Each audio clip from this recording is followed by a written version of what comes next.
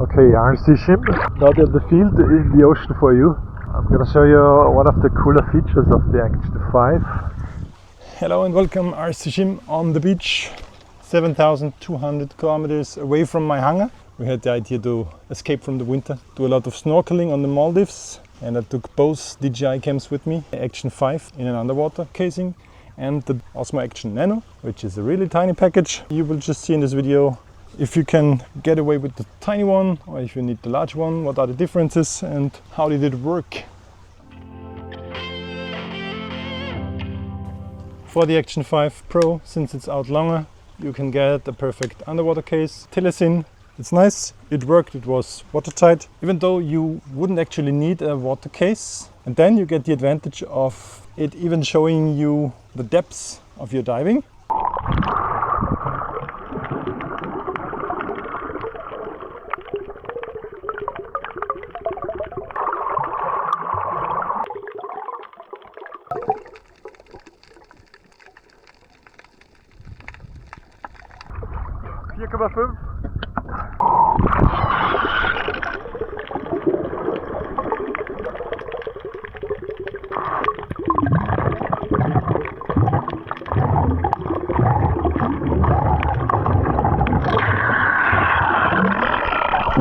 There's one catch, you need to start recording below water surface because it measures the pressure difference, and if you start in the air and go into water, I did snorkeling once with it without the underwater case and it worked, didn't leak anything, and you have more controls because you can use the touch screen on the back. I didn't find any underwater cases yet for the Osmo Action Nano, and it's perfectly fine, it's watertight, it has no openings. You should rinse it with normal water after usage so that you don't get any rust on the contacts. And I 3D printed two different mounts, the smaller one for the Osmo Nano and the larger one with enough buoyancy for the Action5 Pro. I need to examine this better because this print was not watertight.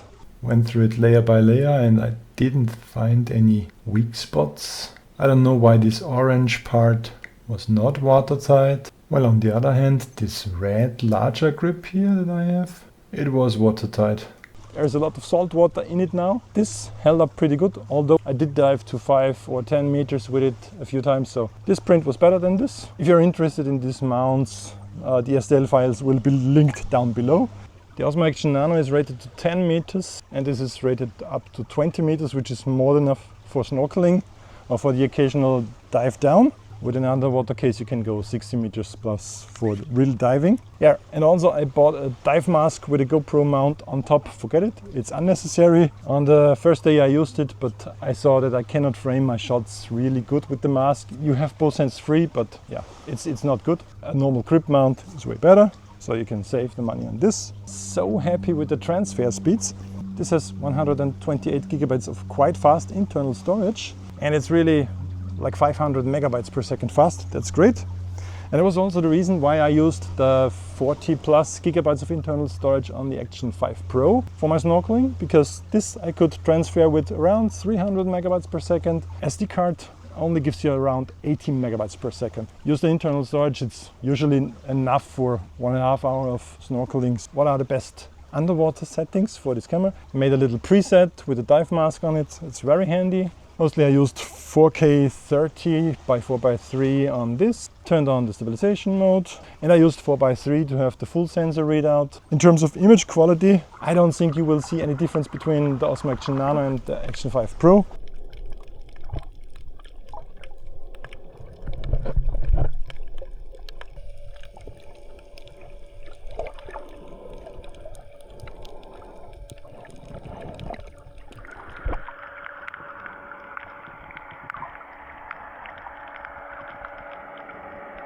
I saw that the Action6 would come out, but I got this really cheap and I didn't see too much good difference between the Action5 Pro and the Action6. Kind of the same sensor, so you can go with the Action5 Pro and save money. Between those two, this thing I gave it to my wife and she was really happy with the small footprint. It doesn't have a lot of drag underwater, it's small, lightweight. Yes, you can lose it, but Only has one button. You cannot change any settings in the water because this thing here is not watertight. So you set it to your dive settings, don't change it. You can customize it to have a double press to make something different, like a photo, and a single press to start and stop recording. The only real downside of this thing here I found is that it has no light or screen on the back. So if you film, you have to turn around and see the red light, okay, it films. On one occasion, by accident start recording, and then you want to film something, then you actually stop recording and film all the unnecessary parts that happened once. This is something that cannot happen with this because you always see on the back of the screen, yeah, now it's recording. Battery life, great on both. This is a smaller battery, but still it's an efficient chip, and I didn't have any issues. Most of the times, 1.5 hours of snorkeling, let's say 30 minutes of diving, came back with 80 or 90% of battery. So battery life is really, really good. It's hot, but it's okay. Now we dive.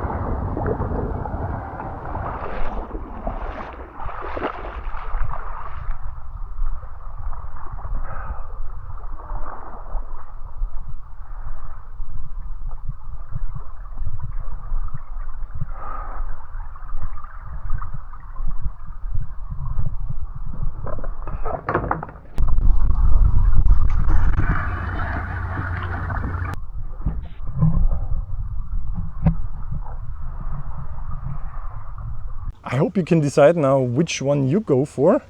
Both have their advantages and disadvantages. If you can only afford one, maybe go with the Action 5 Pro because it's the better overall thing. I will use it in my reviews as a second camera. It's battery life, all the settings, the quality, it's really cool. This thing, if you intend to fly it on your drone, I have a review why I think the cello issue is not so good for flying on a drone, but if you have need for such a small cam, then go with this. Both of them are great for snorkeling.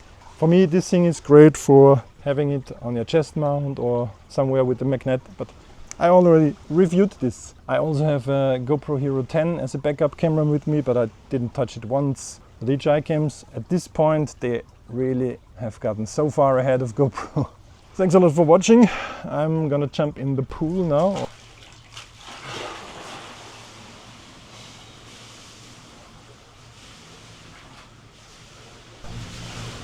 Thumbs up if you like this video.